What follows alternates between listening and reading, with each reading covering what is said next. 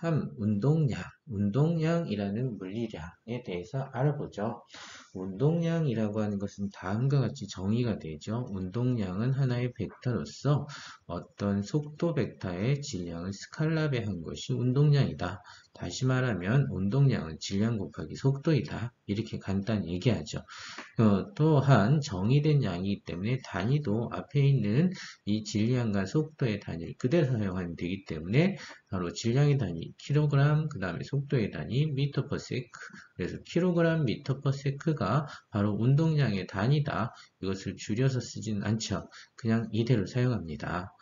자, 그러면 이런 운동량은 왜 정의해서 사용할까요? 네, 과학자들이 정의한 것들, 그래서 유도된 단위를 갖는 이런 많은 것들이 있는데, 앞에서 하나 예를 들면 1이라고 하는 것도 사실은 힘이라고 하는 물리량과 그 다음에 이동거리 D라고 하는 것은 물리량의 고도로 표현이 되죠. 그러면 이것은 왜 정의했겠습니까? 네, 1이라고 하는 것을 갖다가 에너지를 잘 이해하기 위해서 어, 정의하지 않았을까? 뭐 이런 생각을 해볼 수가 있습니다. 그러면 운동량이라는 건 왜 쓸까? 네, 운동량이라고 하는 것이 이제 어떠한 의미가 있기 때문이죠. 어떤 사용하는 실제 현상이 있기 때문이다. 라고 생각해 볼 수 있을 겁니다. 어떤 물체 M 질량을 가진 것이 속도 V로 운동하고 있다. 이렇게 지금 단순하잖아요. 이렇게 보면 이거는 우리가 앞에서 학습한 거대로 하면 등속도 운동이에요. 단순히 등속도 운동하는 것은 계속 등속 운동한다. 뭐 관성의 법칙이라고도 생각할 수 있고요.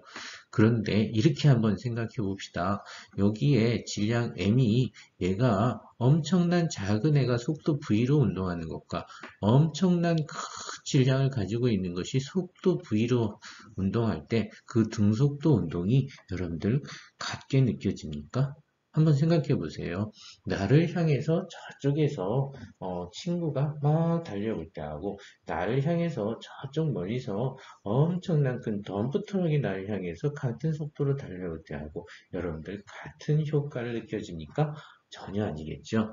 자, 그래서 떤 물체의 운동이 때로는 질량과 또는 때로는 속도가 각각 영향을 또는 각각을 관심을 대상으로 할 때도 있지만 질량과 속도의 곱을 관심의 대상으로 할 수도 있다라고 하는 거죠. 자, 이 운동량이라고 하는 표현은요, 사실 뉴턴의 F는 ma라고 하는 뉴턴 운동 방정식을 발표할 때 프린키피아에도 도입된 그런 물리량이었어요. 우선 F는 ma를 뉴턴은 dp 나누기 dt다 이렇게 생각을 하고 이렇게 표현을 했죠. 즉 운동량을 시간으로 미분하게 되면 힘이 됩니다. 라고 하는 거예요. 자, 표현을 더 써보면 운동량이라고 하는 것은 질량 곱하기 속도고요. 여기서 질량도 변할 수가 있고요. 속도도 변할 수가 있어요. 그런데 일반적으로 하나의 물체라고 하면 질량은 변하지 않기 때문에 질량을 앞으로 빼내주게 되면 dv dt가 되고 이것은 바로 가속도가 되니까 F는 ma에 우리가 지금 쓰고 있는 뉴턴의 운동 제2법칙이 되는 거죠. 자, 이렇게 해서 새로운 표현이 나왔네요. 어떤 겁니까? 질량도 혹시라도 변할 수 있는 것을 가정해 놓는다면 일반적으로 힘이라고 하는 것은 이렇게 가속도의 변화를 시켜주는 것만 생각해 주는 것보다 이렇게 운동량이 시간에 대해서 변하는 것이 바로 힘이다 라고 하는 것이 어떻게 보면 더 일반적인 표현이다 라고 얘기를 할 수 있겠습니다. 자, 4단원 운동량 보존의 정의입니다. 아주 간단하게 이야기를 하는데요. 앞에서 운동량이란 정의를 했고 이번엔 운동량 보존이란 무엇이다 라고 하는 것을 간단히만 짚고 넘어가도록 하겠습니다. 여러분들이 가장 잘 알고 있는 내용이기도 하니까요. 자, 어떻게 써놨는지 한번 읽어보면 개에 작용하는 외력의 합이 0이면 개 총 운동량은 일정하게 유지된다. 그러면 여기에 주요 단어가 바로 개라고 하는 거예요. 이 개는 우리가 시스템이라고 하는 것, 제가 그동안 강의하면서 몇 번 언급을 했던 것 같습니다. 그리고 이때 총 운동량은 일정하게 유지된다 라고 했으니까 하나의 물체는 아니고 구나 라는 생각하고, 그 다음에 단서 조건, 굉장히 중요하죠. 물리에서 외력의 합이 0이다. 즉 외력이 주어지지 않는다. 그럼 내력은 있어도 되겠다. 안에 있는 물체들 사이에 주고받는 힘은 상관이 없고 외부의 힘이다. 자, 다음과 같이 예를 들어서 생각을 해볼게요. 자, 지구 위에 어떤 물체가 등속도 운동을 하고 있다. 앞에서 본 거죠. 그런데 계속해서 가다 보니까 어딘가에 또 다른 나랑 똑같은 놈이 하나 더 있더라. 그런데 걔는 거기에 서 있네. 그런데 야 비켜 안 비켜 하다 보니까 얘는 결국 어떤 일이 벌어져요? 얘네들은 결국 꽝꽝꽝 충돌이라고 하는 일이 벌어지겠죠. 그럼 충돌이 일어난 다음에는 얘네들은 어떻게 운동을 할까요? 네, 여러 가지가 있겠지만 질량이 똑같다면 앞에 있는 것은 원래 가던 것을 정지하고 뒤에 있는 것이 가겠죠. 만약에 질량이 다르다라고 하면 둘이 같이 갈 수도 있고요. 또는 얘네들이 하나는 앞으로 하나는 뒤로 갈 수도 있겠죠. 그런데 자, 같이 간다라고 생각을 해 봅시다. 그러면 이 상태에서 어떤 것을 운동량 보존이라고 하는지를 보면 우선 개라는 걸 잡아야 되죠. 여기에 첫 번째 하나의 개가 있습니다. 이 개는 어떤 것으로 이루어져 있냐면 M1이라는 물체와 M2라는 물체로 이루어져 있습니다. 얘네들은 시스템 1이라. 자, 이 시스템이 있는데 이 시스템의 총 운동량은 일정하게 보존된다고 했어요. 즉, 자, 이 전의 운동량은 M1V죠. 그런 다음에 얘가 충돌 후에 보면 이 시스템은 계속해서 어떠한 모습을 갖고 있느냐? 네, 두 개의 물체이기는 하지만 이 시스템의 운동 상태는 완전히 바뀌었어요. 그렇지만 전체를 하나의 시스템으로 본다면 그래도 뭐는 일정하게 유지된다? 두 개는 같은데 그 같은 것은 바로 운동량이다. 이쪽을 처음 상태, 이거를 나중 생타라고 하면 두 개의 운동량의 값은 총합은 일정하다. 그럼 합이 일정하다라고 표현하면 이렇게 표현하는 것보다 이게 좋겠죠. 자, 합이 일정하다 P인 상태, 그 다음에 합이 일정하다 P'인 상태. 이것을 조금 더 표현하면, 자, 합이 일정하는데 MIVI, 그 다음에 얘는 합이 일정한데 MI 프라임의 VI 프라임, 이렇게 표현을 하면 될 것 같습니다. 자, 근데 여기서 어떤 조건이 없어야 된다고요? 외부에서 이 물체들에게 어떠한 상호작용도 없어야 된다. 힘도 주어지지 않는다. 라고 하는 거죠. 자, 그러면 이 운동량 보존을 갖다가 왜 성립하는지 아주 간단하게 표현할 수 있는데, 알 수 있는데, 다음과 같습니다. 바로, 운동량이라고 하는 것의 정의는 뉴턴의 표현을 빌려서 보게 되게 되면, 바로 운동량이라고 하는 것은 dp 나누기 dt는 바로 힘에서 정의를 사용했다고 했습니다. 그런데 운동량을 시간으로 나눴는데 그것이 바로 힘인데 그 힘은 바로 이 물체에게 주는 외부에서의 힘이죠. 그런데 그것이 만약에 0이라면 이라고 하는 것이 앞에서의 외력의 합이 0이라면 단서의 조건이었죠. 이 단서의 조건을 그대로 써서 힘이 0이면 당연히 P가 뭐야 됩니까? 어떤 값을 미분했을 때 0이 나오려면 이 P 값은 당연히 상수값이어야 된다. 그죠? 그래서 P는 변하지 않는다. 총 운동량은 변하지 않는다. 라고 하는 것을 알 수 있습니다. 자, 지금까지 운동량 보존에 대해서 알아보았습니다. 자, 이번에는 충격량이라고 하는 것을 학습하기 위해서 먼저 충돌이라는 것을 알아보도록 하겠습니다. 충돌이라고 하는 것은 어떤 상황이에요? 두 물체가 있어야 되겠죠. 두 물체 또는 세 물체, 도저히 한 물체로는 충돌을 만들어낼 수는 없습니다. 그리고 충돌이라고 하는 상황은 독특한 점이 있는데 바로 뭐냐? 매우 짧은 시간 동안에 서로에게 힘을 주고받는다는 얘기예요. 이것이 가장 큰 특징이죠. 충돌, 우리가 좀 긴 시간 동안에는 충돌이라는 단어를 쓰지는 않죠. 다음과 같은 경우는 바로 앞에서 계속 했던 거예요. 어떤 물체가 있다. 이 물체를 갖다가 이렇게 바닥을 싹 치워버리면 이 물체는 어떻게 될까? 이 물체는 떨어질 것이다. 왜 떨어져? 바로 힘을 작용하기 때문이다. 이럴 때는 우리가 충돌이라고 하지 않죠. 이때는 뭐 힘을 지속적으로 작용한다. 이렇게 얘기하죠. 그런데 여기에서는 충돌이라고 하는 것은 직접적으로 두 물체의 힘이 상호작용하되 매우 짧은 시간 동안에 그 힘을 주고받는 경우를 말한다. 라고 하는 거죠. 근데 이러한 충돌은 이렇게 실제로 접촉해서 충돌하는 경우도 있어요. 그런데 이렇게 양성자와 양성자처럼, 아니, 양성자와 헬륨이 있잖아요. 양성자와 또는 다른 양성의 극을 가지고 있는 전기적 충돌처럼 실제로 부딪히지는 않아요. 하지만 충돌과 동일한 현상을 나타내는 것도 충돌이라고 볼 수 있죠. 자, 이때 충돌에 있어서 가장 큰 특징 중에 하나가 이렇게 서로 힘을 주고 받게 되는데 이때 주고 받게 되는 힘이 바로 앞에서 했던 상호작용 힘의 크기는 같고 방향은 반대라고 하는 작용 반작용 힘이 동일하게 작용하고 있다라고 하는 것이 우리가 생각해 두어야 하는 것이고 이때 주고받는 내부에서의 힘을 충격력이라고 부른다고 합니다. 자, 충돌에 대해서 더 알아볼 것인데요. 충돌에는 다양한 다음과 같이 세 가지의 충돌로 구분하기도 합니다. 이 세 가지란 첫 번째는 탄성, 두 번째는 비탄성, 세 번째는 완전한 비탄성 충돌. 여러분들 완전한 비탄성 충돌부터 생각해 볼까요? 어떤 걸 완전한 비탄성 충돌이라고 합니까? 자, 여기에 물체가 있었는데 앞에서 총을 쐈다. 총을 쐈는데 이 총알이 이렇게 가서 얘한테 박혔다.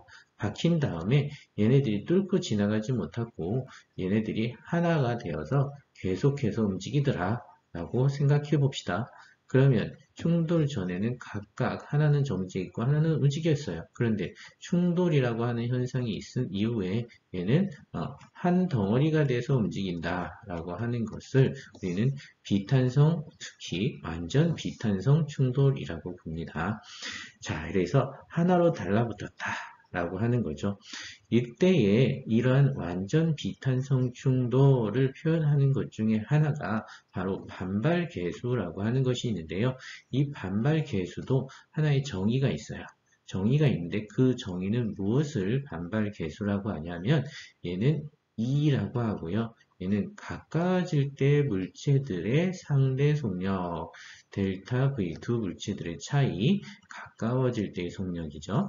그 다음에 멀어질 때의 속력, 여기서 속도라고 표현하는 게 좋겠는데 멀어질 때의 속도의 상대 속도, 이것을 반발 계수라고 합니다. 자, 그러면 이것만 가지고 했을 때에 한 덩어리가 되니까 얘는 멀어질 때의 상대 속력은 0이고 가까워질 때의 속력은 있죠. 그래도 얘는 0이 되고 이렇게 정의된 반발 계수가 0이 되는 것을 우리는 비탄성 충돌이라고 부릅니다. 자, 그리고 이러한 비탄성 충돌에서 우리가 고려해야 하는 것이 바로 에너지 차원인데요. 자, 얘가 한 덩어리가 된다라고 하는 것은 얘가 이 나무에 박혀서 총알이 멈춘다는 것이고 왜 멈췄겠습니까? 바로 마찰에 의해서 얘가 다른 에너지로 전달되면서 얘가 이 안에서 멈췄겠죠. 마찰이 일을 하면서 멈췄을 거예요. 즉 얘는 처음에 가지고 있던 에너지가 그대로 보존되지 못하고 타 에너지로 다른 에너지로 전환이 돼서 에너지 보존이 성립하지 않는다. 역학적 에너지 보존이 틀렸다. 얘는 총 에너지는 보존되지만 역학적 에너지 보존은 성립되지 않는 것이 바로 완전 비탄성 충돌이다 라고 하는 것입니다. 자, 그러면 이번에는 탄성 충돌에 대해서 알아볼까요? 탄성 충돌은 운동 전후에 완전히 탄성적으로 충돌한다. 탄성적으로 충돌한다는 것은 다음과 같이 볼 수가 있어요. 자, 어떤 것이 있냐? 여기 용수철이 있다고 생각해 봅시다. 용수철이 있는데 용수철이 완전히 탄성적이에요. 완전히 탄성적이라는 건 물체가 떨어져서 V라는 속도로 내려왔어요. 그러면 얘가 압축을 하겠죠. 압축이 된 다음에 다시 어떻게 돼요? 얘가 다시 팽창을 합니다. 팽창할 때 올라갈 때의 속초가 얼마가 된다는 거예요? 속도 V가 되면 완전히 탄성적이다 라고 얘기할 수 있습니다. 다시 말하면 여기에 2분의 1 kx 제곱만큼의 탄성 위치 에너지가 저장이 되는데 그 저장된 것이 다시 이 물체의 운동 에너지로 전환이 돼서 가야 돼요. 이때에 얘네들의 손실이 전혀 없고 같다라고 하면 이것을 우리는 완전히 탄성적이고 탄성 충돌이다 라고 얘기를 할 수 있죠. 그런데 이 용수철이 없는 경우도 많아요. 물체가 충돌할 때 항상 용수철이 있는 건 아니죠. 그런데 용수철이 있다고 생각해도 괜찮습니다. 자, 가령 다음과 같이 가로 방향으로 이제 물체를 그려보도록 하겠습니다. 여기에 물체가 있는데 이 물체가 처음에 V의 속도로 가고 있었고 얘는 정지해 있었다라고 생각해 봅시다. 질량을 갖다라고 하면 결국은 첫 번째 물체가 여기서 충돌을 한 다음에 첫 번째 물체는 바로 정지하게 됩니다. 얘는 정지하게 되고 두 번째 물체만 똑같이 V의 속도로 가게 되는데요. 그러면 선생님이 여기에는 용수철이 없는데요. 어떻게 탄성적이죠? 네, 용수철이 있다라고 가정을 해도 상관없죠. 여기에 용수철이 있다고 생각해서 얘가 살짝 압축된 다음에 그 탄성으로 앞으로 나아간다. 이렇게 생각을 해도 얘는 탄성 충돌이다. 이렇게 생각할 수 있습니다. 자, 이 탄성 충돌에서의 가장 큰 특징은 무엇이냐면 바로 반발 계수가 1이라고 하는 거죠. 이 반발 계수가 1이 된다는 것은 가까워질 때의 속력과 멀어질 때의 속력을 비교해 봤을 때 그것이 반발 계수인데 가까워질 때의 상대 속력과 멀어질 때의 상대 속력은 어때요? 자, 여기서 가까워질 때, 멀어질 때 두 개가 속력이 VV로 같으니까 그때는 1이 된다. 이것을 바로 탄성 충돌이라고 한다. 이때 탄성 충돌일 때는 역학적 에너지가, 즉 여기서는 운동 에너지가 보존되는 것을 말한다 라고 하는 거죠.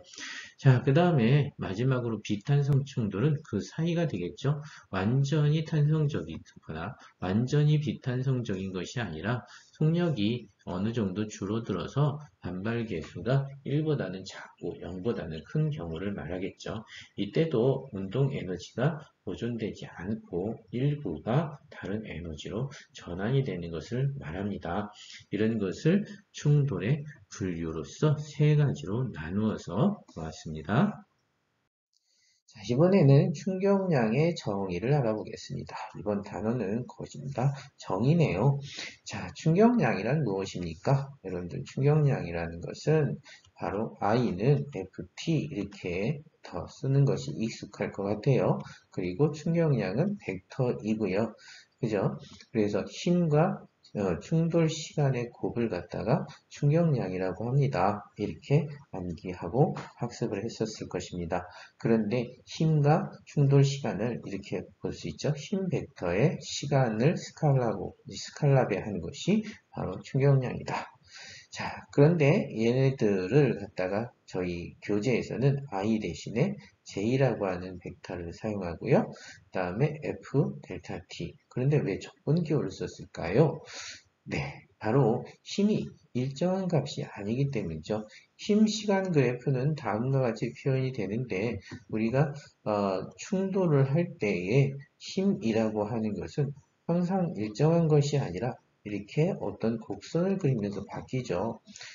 충돌하기 처음의 시간은 T1이라고 써놨는데 이 T1은 거의 처음이니까 0이라고 하고 여기를 갖다가 나중 시간 tf라고 써 있는데 이거를 t라고 하면 여기가 델타 t가 되겠죠. 0에서부터 t 시간까지 t 시간이 변했다.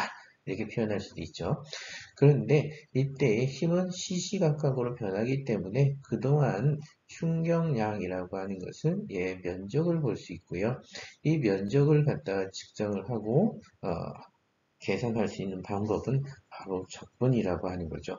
그래서 적분으로 표현하는 것이 굉장히 일반적이고 사실적이다라고 하는 거죠. 이때의 그림을 보게 되면 제가 네모칸 있는 부분도 이렇게 표시가 되어 있는데요. 이 네모칸 있는 부분 바로 뭐겠어요? 이 전체의 넓이가 같다라고 생각했을 때 이때 힘을 평균 충격력이다, 평균 힘이다 라고 표현할 수 있을 것이다 라는 생각을 해볼 수 있습니다. 자, 그러면 이런 충격량의 정의는 또 한편으로 보면 뉴턴의 운동 방정식에서부터 하나의 변형된 형태라고 하는 것을 알 수 있는데요. 여러분들 편하게 델타 P 나누기 델타 T는 F라고 이렇게 좀 큰 변화량으로 써보면 델타 T를 이항해 보죠. 델타 T를 이항을 해보면 여기에 쓴 것과 같이 델타 P는 F 곱하기 델타 T라고 쓸 수 있죠. 그럼 이것은 델타 P는 F 델타 T인데 이것은 뭐라고 쓸 수 있습니까? 네, 델타 P는 충격량 I 또는 J라고 쓸 수 있죠. 이것은 앞에 얘기했던 이 충격량이라고 하는 것은 운동량의 델타, 변화량과 같다라고 하는 것이죠. 자, 이것을 적분 표현으로 위에는 써놨을 뿐이고요. 여기에서 한번 보세요. 요 델타 P를 시간으로 나눈다는 것이 바로 힘이고 그것은 뉴턴의 표현 방식이라고 했고요.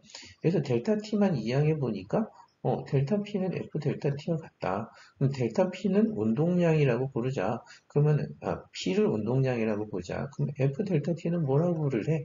이것은 충격량이라고 부르자라고 하는 것이죠.